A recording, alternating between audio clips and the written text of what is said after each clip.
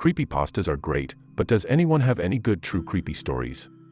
It was near Halloween time when my friends and I were telling ghost stories. My friend said she was going to tell a story about her parents' first date.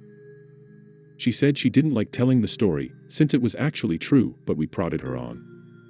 To cut to the chase, the parents had spent a nice, if awkward first date, and around the time that they would have said, "good night," the male in the situation, my friend's dad, suggested that they go for a midnight hike up Provo Canyon. He apparently knew the place, since he had done a fair amount of rock climbing in the area. So the two drove up the mouth of the canyon, got out of their cars and started hiking under just the light of the stars, since it was a new moon.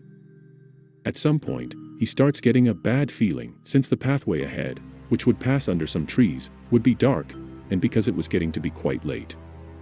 He ignores the feeling and presses on. In later rehearsings of the story, she would say that she had felt the same feeling at what was probably the same time, though she didn't know the trail like he did. A minute later, the feeling came back to him. He ignored it again, and started walking a bit of the way into the trees when his foot hit something soft in the middle of the path. Under the trees, it was too dark to see just what this soft thing was, and the feeling came back stronger than ever. Instead of finding out what his foot had bumped into, they both agreed to hightail it out of there. Years later, after being married for some time, they were watching an interview with the serial killer, Ted Bundy.